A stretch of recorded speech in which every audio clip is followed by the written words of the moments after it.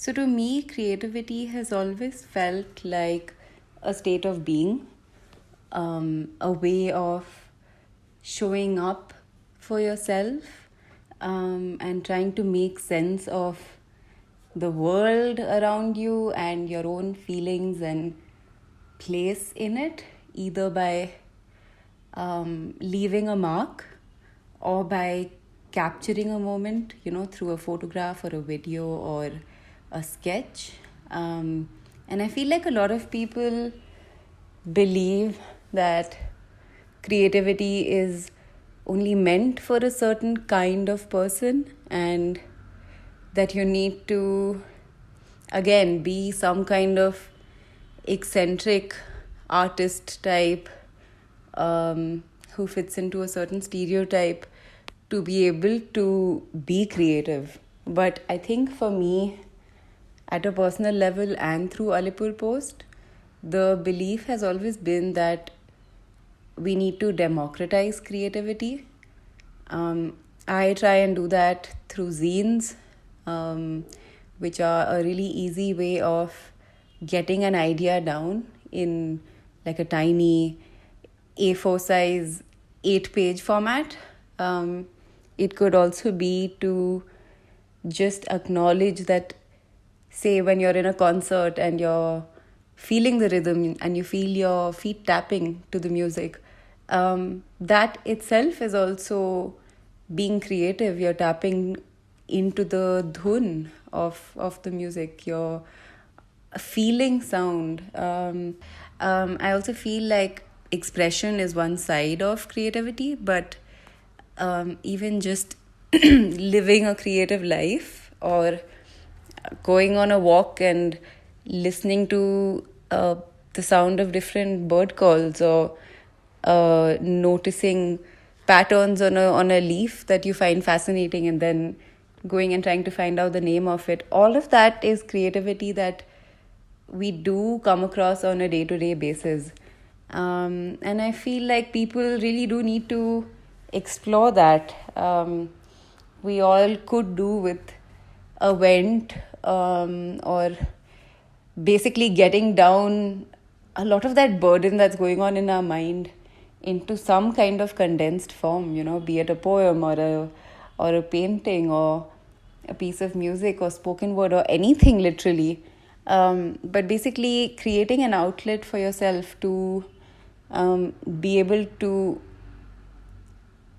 yeah, just, I guess, find yourself in the process of doing and being and seeing the world around you through a certain lens.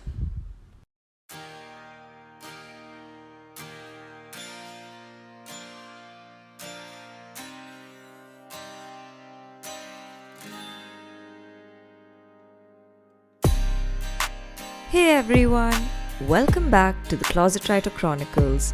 I'm your host Sangeeta, aka the Moody Marshmallow. You just heard our guest for today, Rohini Kejriwal. Rohini is an independent writer, poet, and artist based out of Bangalore, India. She is the founder of the Alipore Post, a weekly newsletter on art, poetry, and creativity. You can find her work in publications like Scroll, First Post, The Quint, and others. In this episode, we chat about her journey with the Alipore Post, some cool projects she's been working on, her creative process, mental health, and more. Hey everyone, welcome back to the Closet Writer Chronicles. I have a very special guest with me on today's episode. I have with me Rohini Kejriwal, better known as the founder of the Alipore Post, who brings the most amazing newsletters every week. And she's been doing this for the past 7 years at this point. So thank you so much for being here, Rohini. It's so good to have you here. Thanks for having me, Sangeeta. It's nice to also have a connection with you after our interactions on Instagram DMs. It's it's been really exciting to see your podcast grow and to be following your work as well. So excited to speak to you today. Thank you so much. So, just to kind of quickly dive in, the first thing I want to ask you is what is your earliest memory of being creative? Huh. Okay. I actually like I don't remember being the most visually creative kid.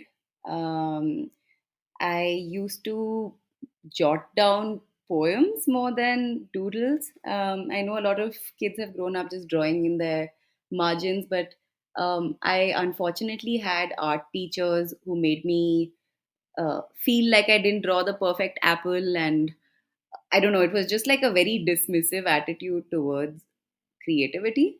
But I think my first memory of actually feeling drawn to expression, I think more than even creativity, was when I first encountered limericks.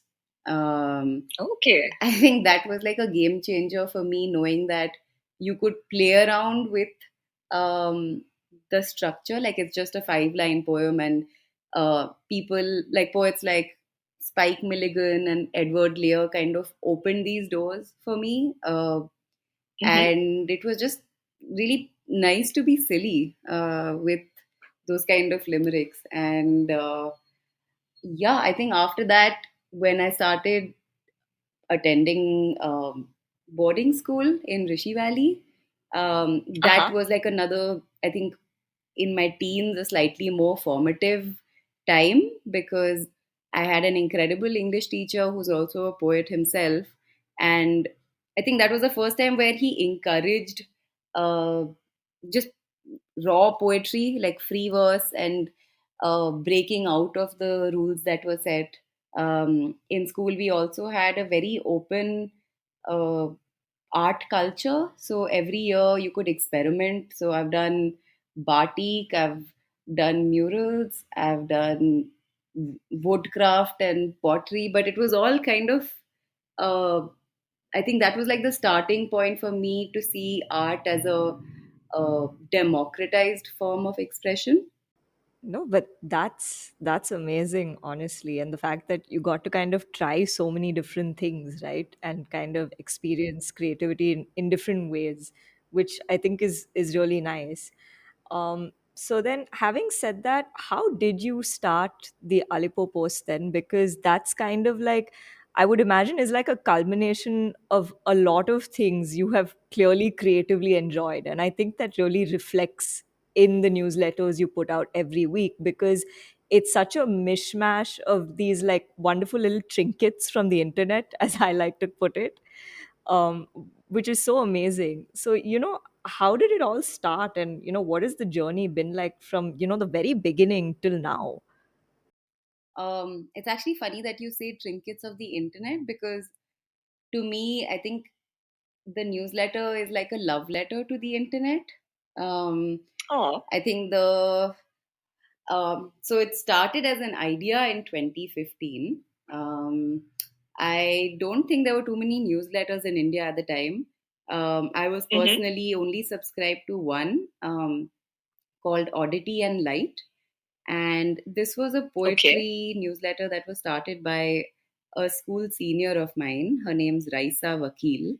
And uh, I don't even remember like who put me on that list, but I'm just so grateful that they did, because it opened me up to this whole world of contemporary poets. I don't think I knew anything beyond like H.W. Longfellow or Sarojni Naidu or Tennyson before that. Like it was all very school curriculum centered. Right. But just, I don't know, seeing the kind of universality in the poems that she was sharing. She used to write like a line about why she liked each of those poems, and that really drew me in. And then at some point, she was inviting people to take over. So for a week, I got a chance to curate poems for the readers. And I think, wow. Yeah, I think that was like the moment when I realized that I want to do something like this. Because I was enjoying Tumblr at the time a lot. Just okay, yeah, it was like a Tumblr era, and Instagram wasn't such a big thing. I think people were still on Facebook at the time. So, and I was in Calcutta, which is where Alipur comes from. Like Alipur is home for me. That's the area I stay in. And I like the post is just generally like the sense of somebody writing a letter to you or a note to you, like a very personalized um, form of communication. Uh, Uh-huh. and yeah, I think I was just going through some like a rough phase back then personally, and the internet was kind of offering these gems. I think what Oddity and Light, what Tumblr, what my general curiosity at the time, like I was straight out of college. I had worked for 2 years in Deccan Herald and kind of just been exposed to art, culture, music, and started Mm-hmm. forming my opinions about what I like and what I don't.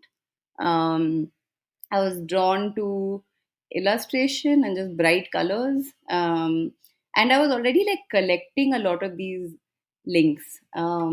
So initially, when I first actually sent out the newsletter, it was just a Gmail, like just a literal email with an image attached, a poem that does not correspond to the artwork like it does right now. I think like it was Okay. like one link it was one link and maybe like one song recommendation. And this was actually a daily newsletter back then. So for the first 3 years, it was a daily endeavor to put together whatever I was reading and kind of just, it was like these outbursts that were happening. And there was no sense of community or, okay, I'm building a newsletter. It was literally just, okay, I'm putting up a Facebook status saying, whoever wants me to spam you with things I'm finding, please share your email ID and I'm going to just send you stuff. So it was a really, I don't know, the newsletter culture has certainly changed today, and now everybody seems Yeah. to have a newsletter, which is also cool. But back then, the drive wasn't to, like tell my story or any of that. I think it was just like a place to archive my findings and Mm-hmm. curiosities, and just create a space for them. And then so there was like a faux pas on my part where instead of BCCing everyone, I CC'd them. How they used to be those like chain threads that kept happening and everybody was replying to all. So that happened, and like for a whole day, people from different parts of India, someone from Berlin, someone from New York, they were just kind of like saying hello to each other through that one Oh, wow. email. And a lot of people this like they wanted to hang out with fellow readers of the Alipore Post. So my solution to stop that was basically, let me start a Facebook page and then all of you can converge there and get to know each other basically. Um, the fact that I realized that there's a community in 2016 and 2017, like just a year into it, I also wanted to kind of create an offline experience.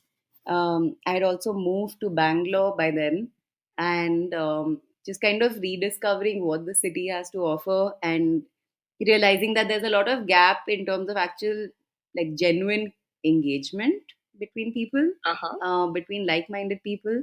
So I did Mm-hmm. about three different editions of these Alipur Post offlines, which to me felt like mini festivals where there's like poetry readings happening, there's a garden where you can just sit and draw, there's plants, there's games everywhere, there's music, and basically like how I would imagine an Alipur Post to manifest in a physical space, to try and kind of Mm-hmm. hold space for that.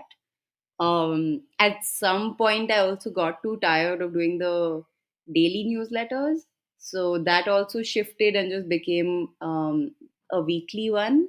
And I think over time, even things like the platforms changing, it was all happening very organically. Like Mm-hmm. Gmail only allowed you to have 500 subscribers. So I switched to Tiny Letter, which seemed like the easiest newsletter platform at the time. And then Right. about a year ago, they actually didn't send out a newsletter of mine, which I had pressed send on. And I got very upset and I decided to boycott them and move to Substack, which I think has just been Okay. a great decision because I don't know, it's really intuitive and I don't know, my brain really works well with Substack. Just the dropping of images, the kind of formatting it allows, it lends to a very, for me at least, a personal lens to tell my story from. And I think another shift that happened over the years with the newsletter was also me kind of bringing myself in. I think initially it was so random, and when I started looking for the right image with the art, with the right words, when I started uh, kind of like pouring out whatever I was going through into those newsletters, it just became a lot more of a personal space for me to express myself, to make sense of life in general, and to talk about things which I feel are not being spoken of, like just even why it's important to have play coming into your creative practice, for example. And that's again something that, or mental health. And these are just things I've learned and kind of been dwelling on. And the newsletter becomes a space to basically process all of that. Instagram is its own community, but for me, that's just a lot harder to engage on a regular basis. And I think Instagram is the part which really overwhelms me, but the newsletter is the intended format. And yeah, I hope to keep doing this. I mean, at least the newsletter bit for as long as I can. Yeah, I hope so too, because I think you're doing an amazing job with the newsletters, and just the kind of content you bring out with those newsletters is just like I look forward to them every week at this point. It's like, oh, this week's edition has come out. Let's check what's there. No, it's also funny. Like when I realized that when I started putting myself into the newsletter a lot more, two things happened. Like I think it distinguished me from the other newsletters that were coming in, which were also just featuring poetry, art, links, in a very similar format. And I think people started relating more to the person behind Alipore Post. A lot of people have always felt like it's an organization or it's a group of people, but uh, it's just me being vulnerable. And a lot of people have actually like written in saying, hey, like you've been sharing a lot of sad poems of late, are you doing okay? Or I haven't got the newsletter this week, what's up? Like, are you going through something, can I help? And I think that's just really special because that's this unexpected perk or whatever, like a layer of having done this for so long, that not only have I found my own voice, but um, I guess it's like a person behind the newsletter that people can also kind of relate to, which is interesting. Yeah, of course. And I think the reason the newsletter works so well is because there is a lot of authenticity. You can make that out when you read it. And I think that's definitely one of the bigger reasons as to why the newsletters worked so well and it's really sustained for so long. Having said that, it's not easy also to kind of do this every single week. And even when you go through each newsletter, there is a significant amount of content in each letter that you do send out. And it really got me thinking, how do you find the time to just pull so much together to organize, plan, and really execute these newsletters? Because hey, I started a monthly newsletter during the pandemic and I struggled and I've been on hiatus for a couple of months. So I have no idea how you do it. And I, for one, would really love to know how you kind of, plan your newsletters. Do you have a specific routine or process? Is it very, organic, intuitive? Like, and how do you select pieces? Because you show a lot of like, there's so much diversity as well. So, how do you go about that? Um, this might be a little long and convoluted. That's fine. Yeah. So initially, when I started, even just collecting images from the internet, I never realized, like, I don't think back then we were that aware about, like crediting the right artist and maybe just, for me, like, I just remember all my JPEGs that were saved in that Tumblr phase were just like Tumblr dot something something something, and then no artist name basically. But then when I realized that I want to, like basically, I got more visually curious. I started going through entire like bodies of works of different artists. I think the internet is kind of funny in this way that it now it's the algorithm and AI that's doing it, but once you find the places that feel like home, to me it kind of feels like I'm entering a gallery or a room and then kind of just like walking around, seeing what's fitting the mood that I'm feeling, the poems that I've selected.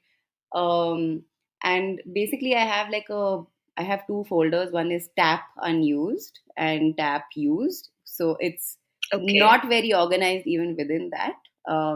I need to have like big thumbnails to just go through those, and I've started going through a lot of the public domain archives for the art. Or because I also run the Alipore Post as a journal, and there is a lot of like crowdsourced poetry, art, photography coming in. There's a balance of basically like things I've curated and things that people have shared. So that's the images. With the general theme, I think again, like I said before, it became a weekly edition. It was just a very sporadic, organic kind of like just finding something nice and deciding to share it. With the weekly editions, I think my mind has started categorizing them into certain larger themes. What I've started doing with Substack now, because again, like as a format, the way you can draft things there. Earlier, a lot of my drafting used to happen on Gmail itself.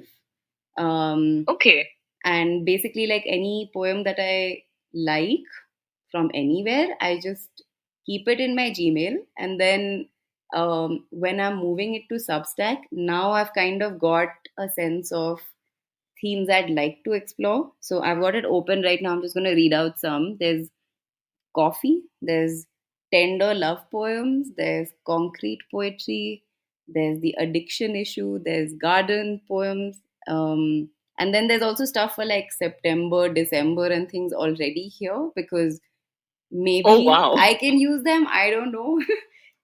So interesting for me to see how Alipur Post as a mindset works for me versus other projects. So, for example, I've started this new page called Hoovu Finds, and that's a page which is all about like flowers and creativity. And for that, it's a completely different approach than what I do with Alipur Post. With that, there's like a scheduling app later that I'm using.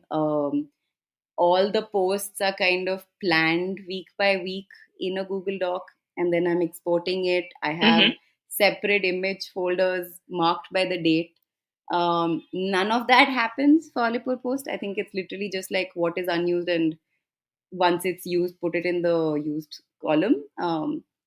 But I think that's what works with the Alipur Post as a format versus these other projects that I take on. The fact that it's coming to me, like most of the curation and things happen on Mondays. I kind of maybe find things over the course of the week, month, and just keep saving them somewhere. Um, but that kind of sense making and putting it together, maybe in a coherent way or not, all of that happens mostly on Mondays. But like you said, like I think I've also become someone who doesn't like feel obliged to send it. Yes, it's a weekly newsletter, but I am a human being at the end of the day, and I'm not getting help. And uh, if inspiration doesn't strike, I'm not going to just put out something for the sake of it. And I think that kind of creative liberty and just this sense of voice and how I want to show up for myself as the Alipore Post has evolved over time. There's just because it's so much of a like it's such an extension of who I am as a person that's kind of coming in. It's a very easy process for me. Like I'm not someone who gets bored very easily. Okay. I think just because I'm curious and I've kind of sorted out a large chunk of the internet that I like between Feedly and Tumblr. Okay. And Instagram, I guess. Like Instagram now, it's like I follow way too many artists because I'm just like, oh my god, this is so good, and I want to see everything you do. But between I think like mostly Feedly and Tumblr, and also my inbox, I get like the sources that I'm getting my content from are kind of all there. But Okay. it could be like what I usually do is like if I come across a new journal. I don't know on what basis that clicking one link going into the other and kind of just going into that hole that is the internet, how that Yeah. happens. But it's like a fun journey for me. It's like a lot of meandering and almost like I'm going on a walk, but in this virtual space.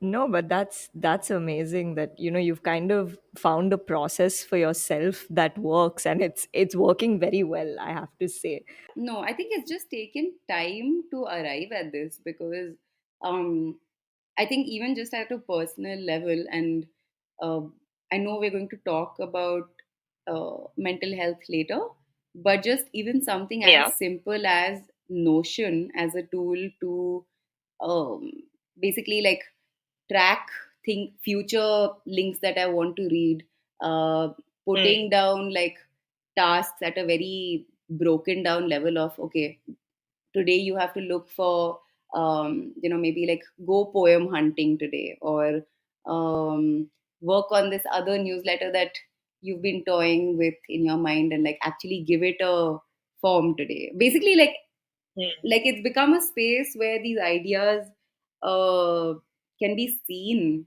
visually by me. I think before that all of it was happening in my mind, and there was just a lot of churning and messiness in that process, but Okay. it's become a lot more streamlined now, I think. Yeah, no, that's and yeah, that obviously really helps to have a kind of some sense of system, like a method to the madness, as they say. But then I wonder, like in your case, because you've been doing this, for so long, and you've built a community that's, I think, been growing really strong for the past 7 years. Have you ever come across a phase where you felt, say, pressured to deliver and, like, say, not disappoint? Because I would imagine then there is a certain level of expectation people keep from the newsletter, right? Have you ever faced that where you're like, oh my god, like, I need to live up to people's expectations with this newsletter? Not really. I'm very happy to go on breaks. I also don't feel like I'm answerable to anybody. I Mm. am doing it for myself. So even like last week, I was traveling, I was busy, I had too many deadlines at the end of July. So it just didn't happen. And usually I would like maybe put up an Instagram story saying, okay, it's not happening this week, but like I'll show up next week in your inbox. Here I don't know. It's also I have a very different connection relationship with my inbox at the moment. Um, Mm-hmm. I think at this point, this is like the most number of emails, but I have some 5,000 emails which are unread right now. And Oh I'm wow. actually indifferent. I think that is where I used to feel the pressure that, okay, I've not replied to someone for the last 6 months or 10 months even. And there's that guilt which keeps building up. But I think listening to enough podcasts with freelancers and newsletter creators, reading articles and things with people sharing the same problem, and realizing that inbox zero or replying to everybody on time because you feel obliged to do that, I don't want to have those expectations from myself as a person. I would love for it to, um, be inbox zero for me to actually have a better sense of time management, life management, to not take on too many things. Because other than Alipore Post, I do have like other work that I do.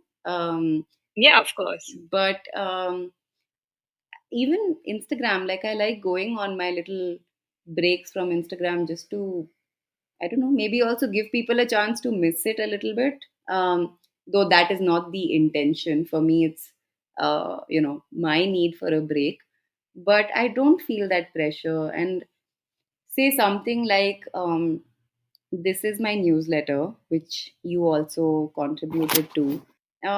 So when I started This Is My Newsletter, the idea, that was a pandemic newsletter. And for me, the Hmm. idea was that I love working on newsletters. I love the process of creating, writing, curating, and kind of putting it all together in this cohesive mail that arrives in someone's inbox and hopefully adds value or beauty or just a smile on people's face. There is that very human connection that's happening with newsletters as a format. And I wanted Hmm. more people to just try it out.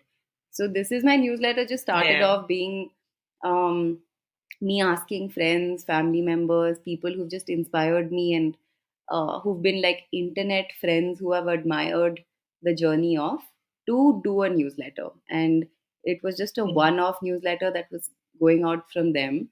But with that, when I was reaching the end of it, like I started it in August 2020, and I think in July 2021, instead of thinking of like, okay, who should the 53rd person be and making this like a long term thing, I said, okay, I think I'm done. Like, I think 52 newsletters in over the course of a year is a lot.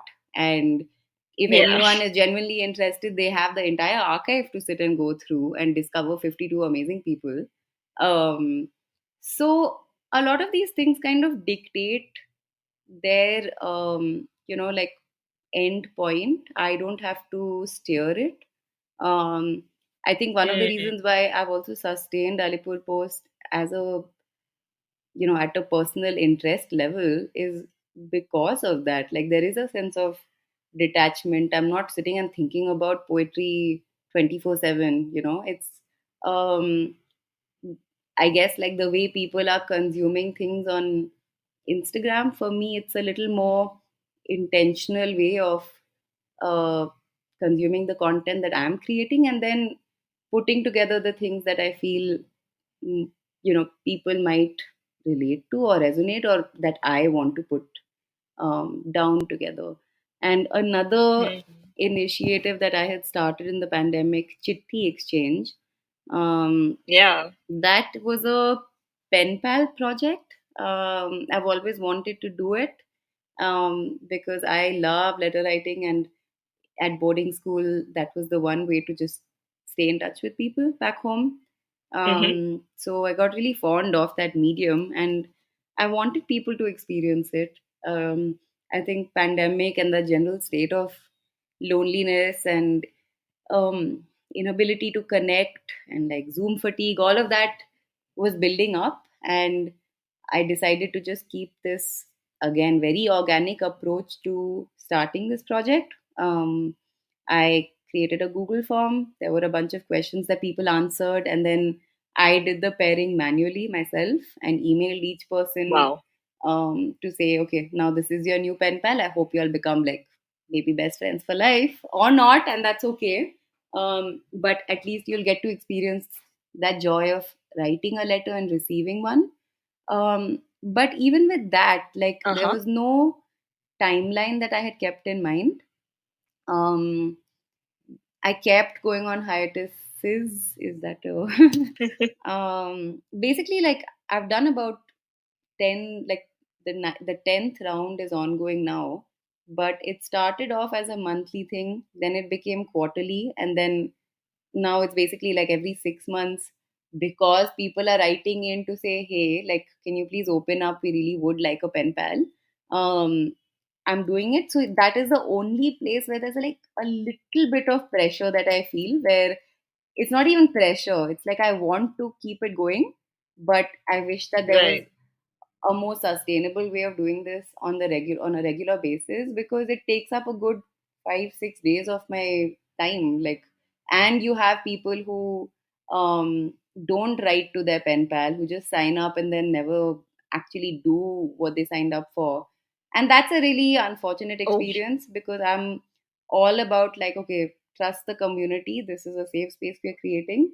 um, Luckily there have been no bad incidents or repercussions, like um, privacy breaches or things, but uh, there's Okay. a lot of faith with which these things are done. So yeah, okay, I don't know. I know you're asking about the timelines and how I manage these, but yeah. No, but it's really incredible to see you do so many initiatives, right? Be it with This Is My Newsletter, Hoovu Finds, which is your most recent endeavor.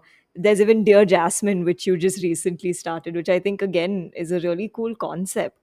But then, there's so many projects happening, and of course, the Alipore Post is where everything kind of really started and binds all this together.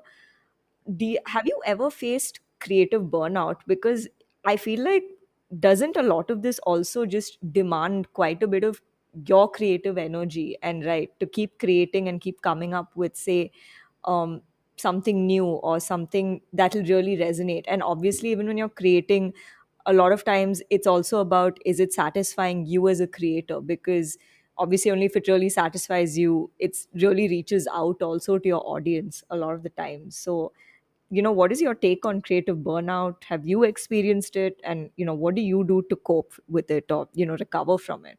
oh, sure. I actually have in the past, especially experienced a lot of it.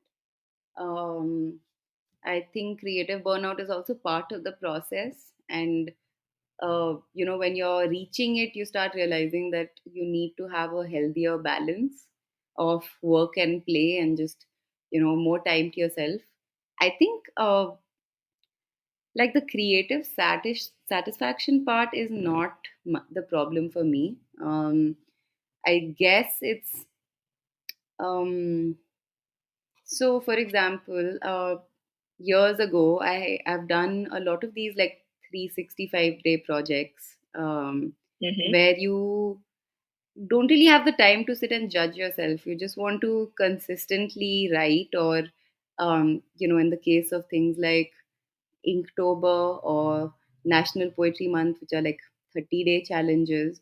You just want to Yeah. create. Like, it's just the idea that there is a community who's doing this along with you. So there's just a little more Mm-hmm. motivation. But even with my art, like, I also have a page, Raw Doodles, but it's only coming from a place of play. Like, I don't think I take things too seriously in general. Like, I don't know if that's a good thing or a bad thing, but I know a lot of people who would think like a gazillion times before they put out something that they're really happy with. For me, maybe that Mm. level where I'm content comes a little faster than others. Um, I also, like, I struggle with memory a little bit, and because Okay. it's not, it's basically like me just living in the moment. So um, I guess there's like a little bit less accountability towards it being like this perfect thing. So Mm-hmm. even with, say, Hoovu Finds, within 3 weeks of actually saying, okay, let's do this, I was just like, okay, cool. Like, I think we're ready to launch. Like, I don't want to overthink things.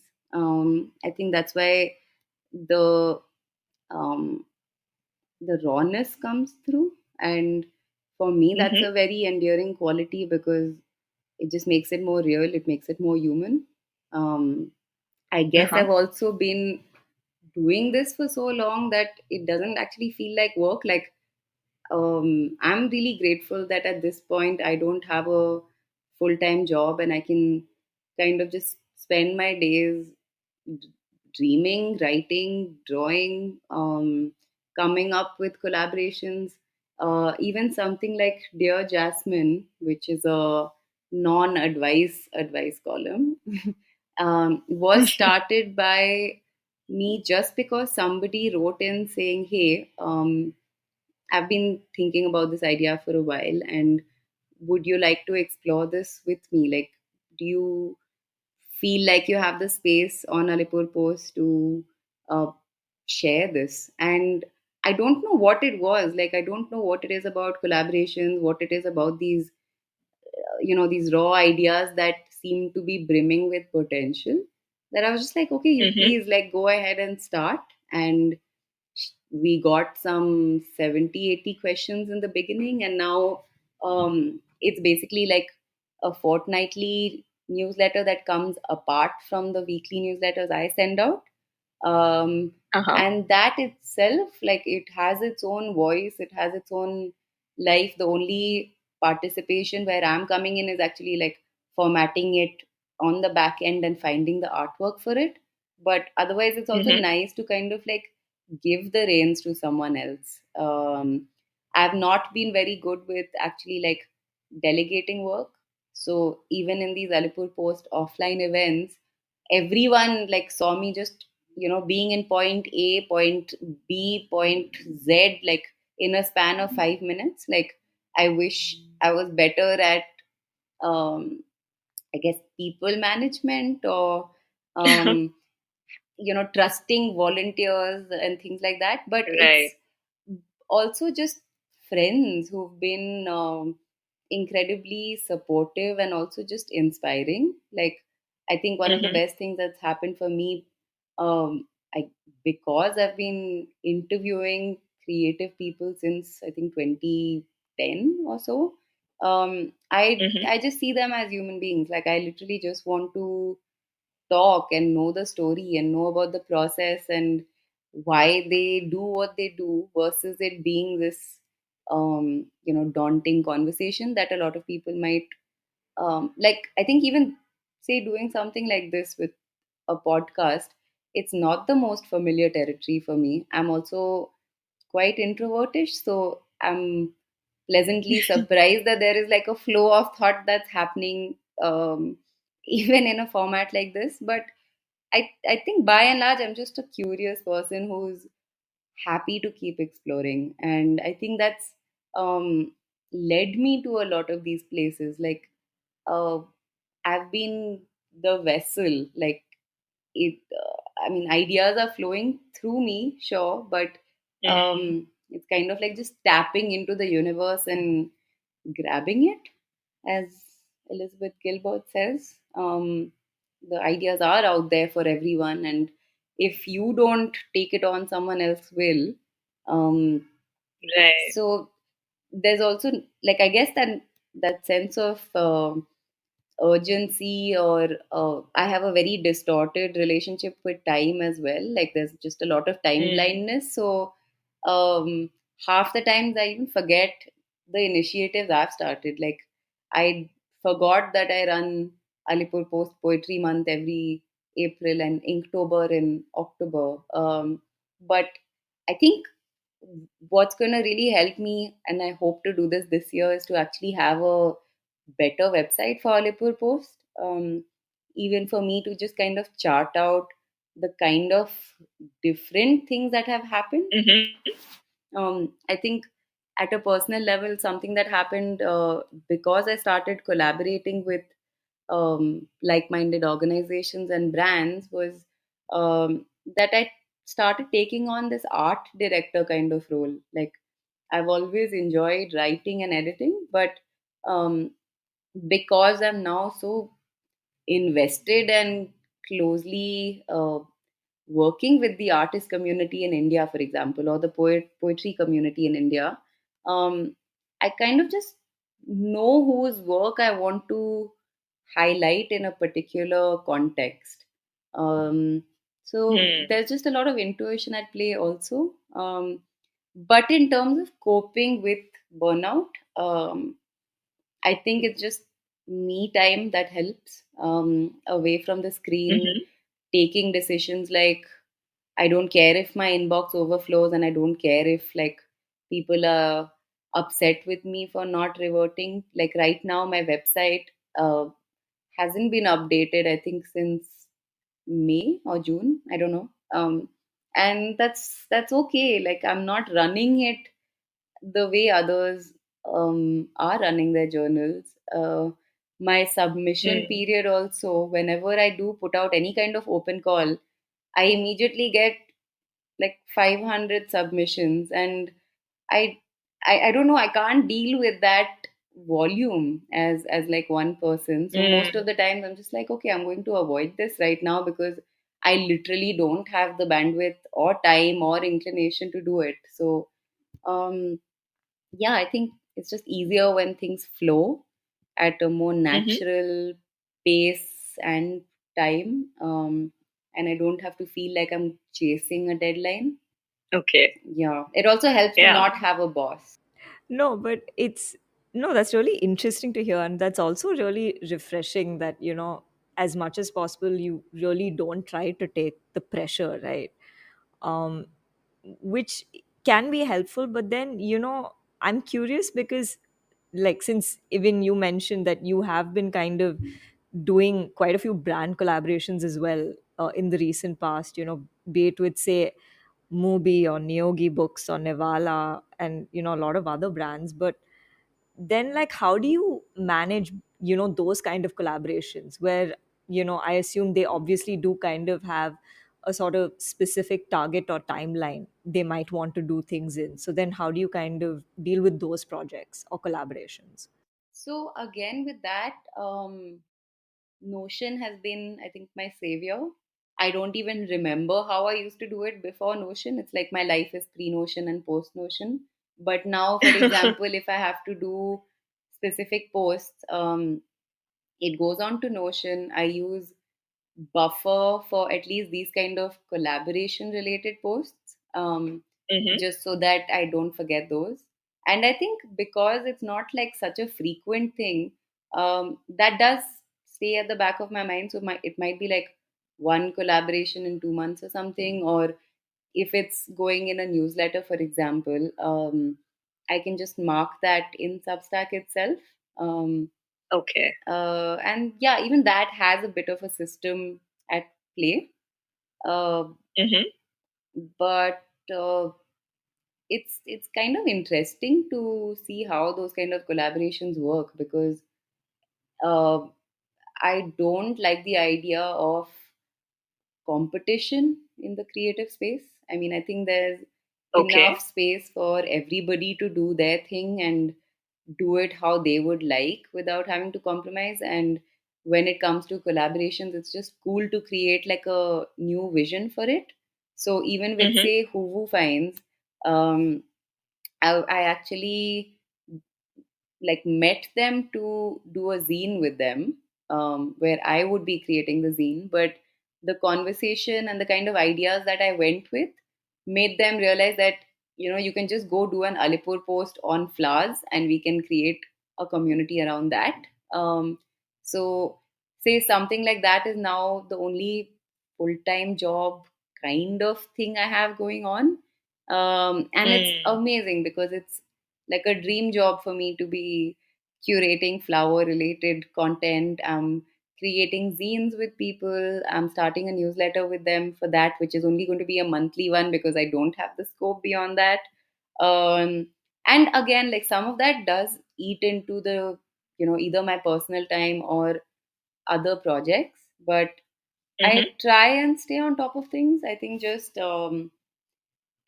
I'm not even someone who like sits at the desk too much. But my laptop and phone are pretty much where all the work happens. So a lot of Mm-hmm. it is happening on the go. A lot of it is just like mulling over things and daydreaming and letting things flow. Yeah. Yeah, no, that's amazing, and that's really cool to hear also, right?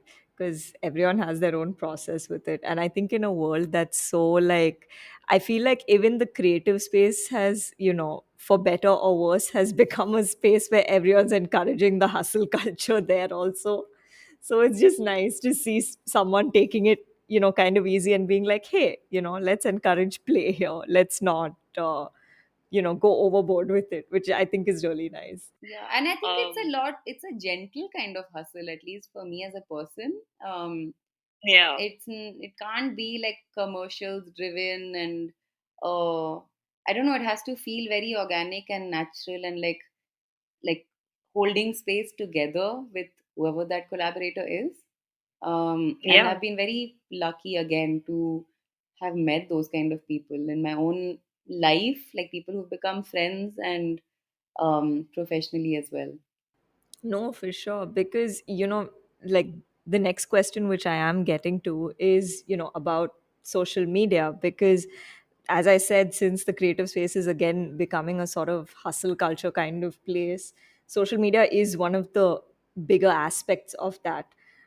Especially for writers and artists in today's day and age, it is tough to make it because social media can do a lot for you, but at the same time, the platforms are evolving so rapidly that it's really tough to keep up. And it's come to a point where people, for the sake of getting that exposure and doing well, unfortunately compromise on the quality of their content.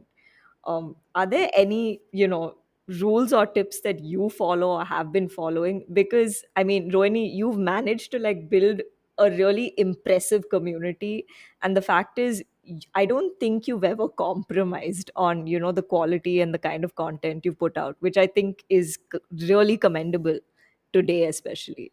I kind of hate social media. Like, I really feel sad that people think that Alipore Post is this Instagram page. Um, it's not. Like, the soul of it is the newsletter. Yeah. And I, I don't know. I feel like, I mean, I currently really hate Instagram because it's gone that full TikTok route, and Yeah. um, a lot of people who have actually admired. I'm now seeing them do these weird lip sync videos, and I don't know, like I just I'm judging and unfollowing people very rapidly. So I think that would be the only tip, like to really check in on who you're following and what you want to take from the platform, because it's also been the platform that's helped me grow into whatever shape and form the Alipur Post has right now as a community. Um, Mm-hmm. but something like, say, if I'm doing rain poems on the newsletter, I have to break up each of those poems into like um, 5 different posts with different images, or go to Canva and put them in a certain way and then put it. So all of that is like an extra hassle, and I really dislike social media for that. Even on Mm-hmm. something like Later, which is that scheduling app, you have to Yeah. go and like do it individually based on character length and image ratio size and all that, and it's like a pain. I don't know why people need things on so many platforms. But I think when it comes to actually posting, especially for writers and artists, Mm-hmm. maybe a little detachment helps. Like I'm not sitting on Instagram all day long, reposting stories or things. It might just be a going through my feed, and if there's something really exciting worth sharing, I can repost it. But I don't end up doing a lot of my reading there on the platform. For me, I need my laptop. I need um, Google, so that if I find an artist or writer that I like, I can go read more of their work. I can dig into their archives and um, kind of see why, like, again, make sense of what I'm liking about it. I feel like Mm-hmm. it's all very homogenized on social media. Everybody's got that same aesthetic where you have an image and then Yeah. you've overlaid the poem text over it. The visuals are all, it's all too similar, and I feel like again, I don't know if it's the algorithm's problem, or is everyone else kind of pandering to this. Right. But I don't know. I'm waiting to see like healthier approach, definitely, with when it comes to social media. I've seen so many people's mental health go to the dumps because of it, whether it's not getting the validation you want, or um, I don't know, just not growing at the pace you thought you would, and feeling like that is saying something about who you are as a person or an artist or a writer. And that's really sad because I feel like that sense of joy and exploration and play should be the driving force. So for me, even when it comes to like, I think for me, the freest space is row doodles because I literally just draw, have fun with it, and then like export it from Procreate to my phone and then just post it, and then I'm done. Like, the other thing is that, say, even if I have like 70,000 people who are following it, the engagement and things like the rules of engagement are not dependent on me. With the Substack, I at least get to chart my growth. I know that there are like, if there are 7,000 subscribers, I can see that they have come here and they are here to stay. Whereas Instagram, it's a very hit or miss culture. Yeah, I don't know. I'm a friend recently told me about a new platform called Arena, which is a much nicer visual platform. So I feel like I'm gonna go and try that, and kind of steer clear of other things. Like for me now, it's only Instagram. I don't bother with Facebook, Twitter. I don't have the energy to keep up with those. And I think everyone's just generally like shouting and like vying for attention on all these platforms. So I just hope people find that sense of balance and authenticity going forward. Yeah, no, I completely agree. It's become like this mad dash or race. Like it's just ridiculous. It feels like everyone's a headless chicken on social media today, honestly speaking. Shifting gears a bit, I want to talk about mental health, but I especially want to talk about ADHD, since you've spoken about living with it on other platforms. And the reason I'd like you to talk about it is because there just isn't enough conversation today on subjects like this, and there's not enough awareness. And it's always really insightful and helpful to hear from someone who is um, living with certain I don't want to say conditions, but living with certain things and kind of going through certain experiences, because it just kind of helps other people to really understand where they're coming from, which is why I'd love for you to talk about it. Sure. I think it's been a very difficult journey for me to even accept it at a public level, because there was that much stigma. There was, I think the struggle was just a lot more intense. But I think uh, because I've kind of started making sense of ADHD and what it means for me to have it in my life, I've also taken it on at a personal level to start talking about it more and more. It gives me some kind of hope, and I think it's just a little empowering for me also to like get to write that narrative for myself. The fact that it is a strength and it doesn't have to be seen as a weakness, and that there doesn't have to be shame around it. um, but for me, I got diagnosed last year, at the start of the pandemic. Actually, I I had this amazing therapist who came into my life last year, and within a few conversations, she was quite sure that I have ADHD. And I've been through many therapists before this, and no one really picked up on it. I think there was just uh, a lot of telltale signs for me. There was just like heightened emotions and uh, a lot of reactivity, which was unnecessary. There was insecurities with life, love, my own work. There was a lot of doubt, and I think just the biggest thing has been the lack of time management in my life. Like, I think I was just constantly on autopilot for God knows how many years, and getting this diagnosis has helped me really slow down, try and work with my shortcomings to uh, have a little more stability and balance. Like, just something like eating healthy or exercising regularly. I know that this is something a lot of people struggle with, but I think with people with ADHD just do not have that sense of accountability.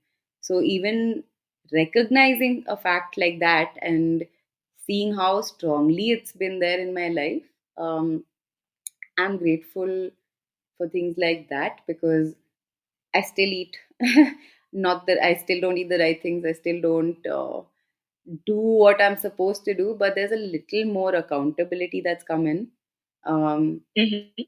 I have started doing like just habit trackers on Notion to see how my days and months and weeks are going. So something like me doing, I'm learning French at the moment just because I've always wanted to. And for the first time in my life, I have a 36-day streak in anything. It has, Wow. yeah, and things like that. I think people who are good with routine and who are good with just doing the right thing inherently, like just very either neurotypical or they just have their life more sorted, I guess. Mhm. I I don't know. I've started seeking out. I think through the pandemic, there was a lot of me time and just a lot of time to explore what I would really like to do. So I ended up quitting my job, which wasn't satisfying me. I started therapy because I knew I needed help and certain recurring patterns had to go. I also realized that a lot of the things that at a professional level, like say taking on too much work or um, like meeting deadlines, but being overwhelmed all the time, that general state of being Mhm. flustered has reduced. I'm Okay. also, I feel like it's like if you have any kind of injury or a fever, you don't want it to just keep weighing you down and like impacting other things in your life. So it's Right. kind of just been about like taking a more holistic look at yourself and trying to trying to actually like be that better version of yourself.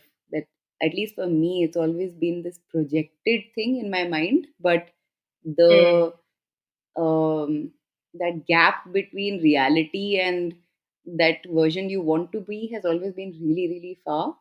And now I can actually like I'm proud of how far I've come. It's been a hell of a struggle, but at least you start somewhere, and I mean, you arrive at a different place every day, and then you wake up and you realize that, over the course of, at least for me, it's been about 18 months of really like reading a lot of books, blogs, newsletters that have helped me deal with this, talking to friends who are also diagnosed with ADHD or other conditions, on how they cope.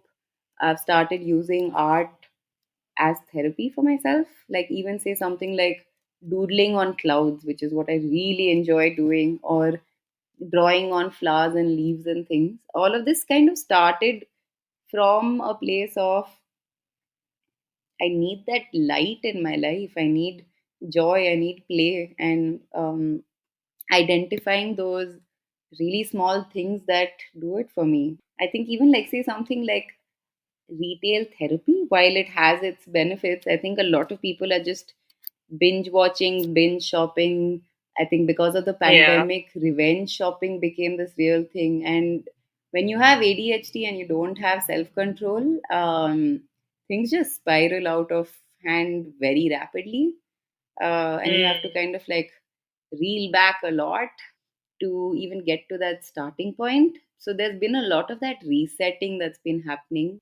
Mm. But yeah, I really hope that mental health can be seen in a more positive light. And I also believe that we don't have to be the perfect versions of ourselves.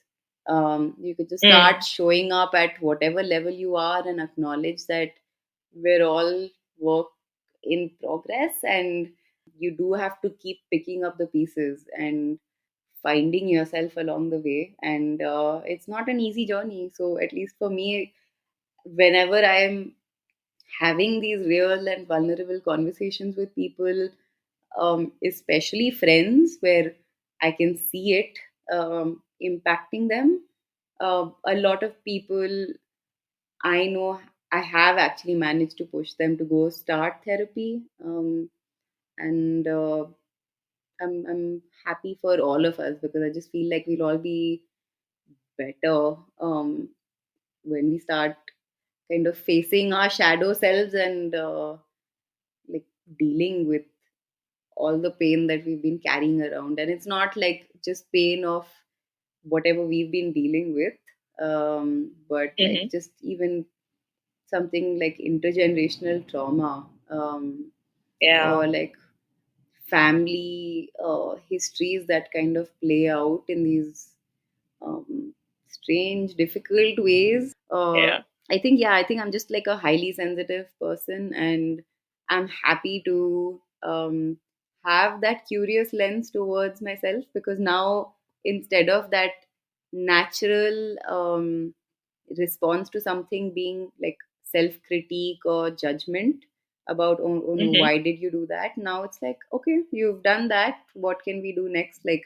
what works for me and what doesn't work for me is now very, very clear to me. So it's like a no bullshit policy in life. And I think it's just, I'm happiest when people keep it real with me and Yeah. with themselves. I think we just start showing up in a more authentic way, for each other and ourselves. And I hope the world just becomes calmer, Yeah. more decent, if we keep showing up for ourselves and actually taking care. Yeah, no, for sure. But more power to you, for coming out and talking about it, because I know it's never easy to talk about. I think most things in life, it's never easy to really come out and put yourself out there and talk about. But thank you so much for doing this. Um, and yeah, we're coming now to the end of this interview. And we always end with these last two questions. So, first off, what are your creative aspirations? What are you looking forward to in the near or even distant future? Okay. I actually have a separate Notion page with good ideas, like future ideas, good ideas, just random things that have come to mind. But I want to work. So I've been toying with the idea of either starting Alipore Post as an imprint, um, Wow. but I don't think I have the capacity. So that's one of those conversations with myself of, are you really sure you can take this on? And I realize that the answer is no. So I think I'll just maybe work on like one book instead. I want to like maybe put out an anthology of the poems that I've featured in the journal. So these are voices from India that uh, people have submitted their work, and I'm just honored to give it a space. Um, it might also include art, photography. I'm not sure what that format would be like. Um, I am working on a publication actually. It's a zine like independent thing that I'm doing with an organization called Agami, which is in Okay. the law and justice space. And for me, that's been a very uh, new world and new conversation to enter into. But I've been doing, like, we are basically telling the stories of 10 young justice makers from India. And I've done Okay. the art direction on it, and basically, like, a co-conspirator in this journey. So that's something I've been working on for almost a year now, and I think it's going to be out in September, hopefully. Um, Oh, wow. Okay. yeah, I want to. Another idea that I've been trying to work on is a photo book on female friendships. Um, I think the pandemic has really made me realize that the friends in my life, I can totally be myself around them. It's almost like full-fledged relationships with them, in how we show up for each other, and um, just that level of openness and vulnerability.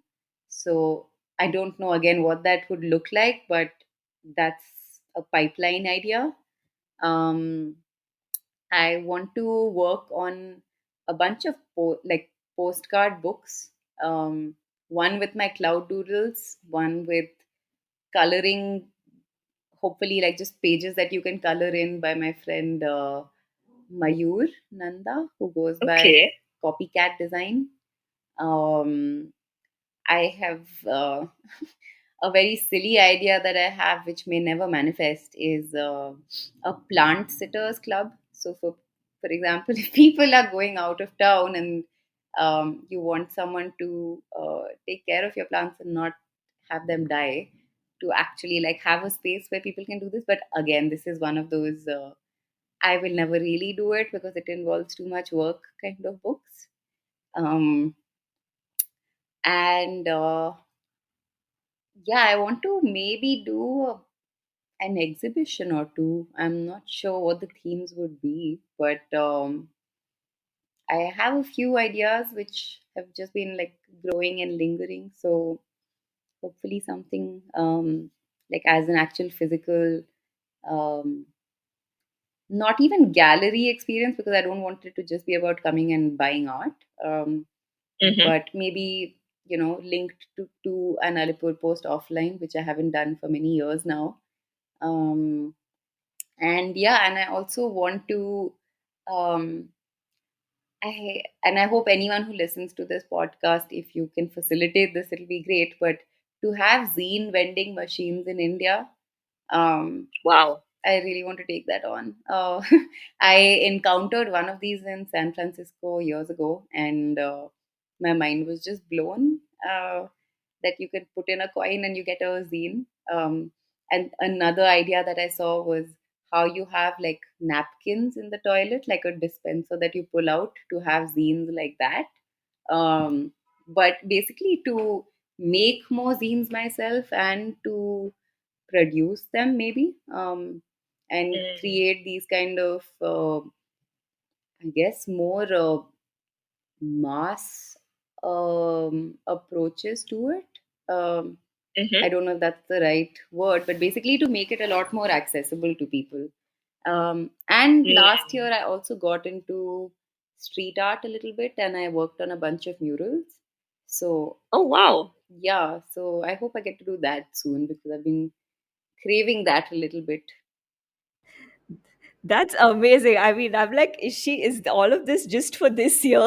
Is there more? There are no timelines which are set on any of these, so it's all very um, free flowing, and when time and mind spaces align, these things are all there to consider. But Yeah. I don't know what's going to actually manifest. I've become a Yeah. big believer in actually manifesting, um, Mm. and transference, and just how energy flows and like how creativity flows. So, like I said, like things just happen when they're meant to, and I'm very okay Yeah. with that. No, but it's just amazing. Like I was like listening to all your ideas, and I was like, oh my god, this is cool, and this is cool, and this is really cool too. And I'm really excited just hearing all this. And I honestly can't wait to see, the stuff you come out with. But yeah, okay. So coming to our last question, what is a piece of advice or learning you'd like to share with people? It can be creative or something you've experienced in life and just wish people were more aware of. No, I think my biggest um, learning over the years has been to incorporate play into my life and practice. Um, I think it just becomes a lot more meaningful for me when, even if it's a serious issue that I'm dealing with, that I'm trying to process through words or a comic or an illustration, when it just comes from that very natural, instinctive voice versus trying to force it, and to kind of keep having a lot of iterations when it comes to one idea, like to not really be fixed on it, on something, either being just this way or that, to letting ideas flow, to letting, again, creativity kind of chart out its own path.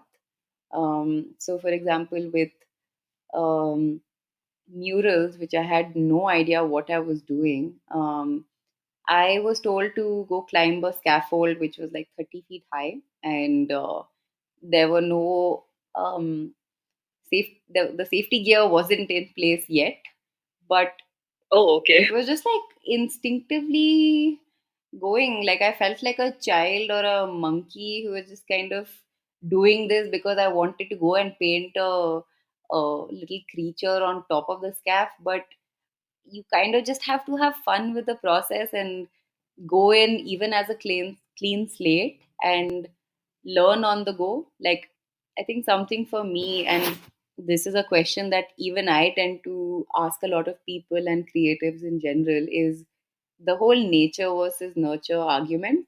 um Mm-hmm. like, in my drawings, the I don't really have a sense of proportion. I don't understand highlights and shadows and the correctness of things. But I've, Mm-hmm. again, like, just embraced that to be my style. And I guess it works, because now if someone sees a Rodoodle's work, they know that it is probably mine. Or, like, I think my biggest compliment has been my mother saying, and now she's on Instagram because I have inspired her to do that. I don't know if I'm happy about it, but she, like, my mom gave me this compliment that I know an Alipore post on my feed when I see it. So even just, Mm. ideas like that, like, I like the idea of things brewing, whether it comes to ideas or um, just letting something grow in its own time. Like, you can have a general sense of direction, but at Mm-hmm. least I'm very driven by awe and curiosity. So to not, again, like, to not take things too seriously just opens up that space for more wholesomeness to come in. Like, I like, I don't know if any of that was helpful though. No, that I really like that answer. And I think, I completely agree, and that's so true. I'm just so happy that we got to have this conversation. And it's been so wonderful to hear you just talk about your journey. I know you've spoken about the Alipore Post before and a lot of other places, but I'm just so happy that we got to have this conversation today. So thank you so much for being here, Rohini. It's been an absolute pleasure to talk to you. Likewise, I really enjoyed your questions, and I think it's gotten me thinking also about a lot of these things that we've discussed. Thanks. So that was my conversation with Rohini Kejriwal. I really enjoyed recording this episode, and it was a really wholesome conversation. Closing this episode with the poem written and narrated by Rohini. I hope you enjoyed the show, and I'll see you next week with a new guest and a new chronicle to share. Talk soon!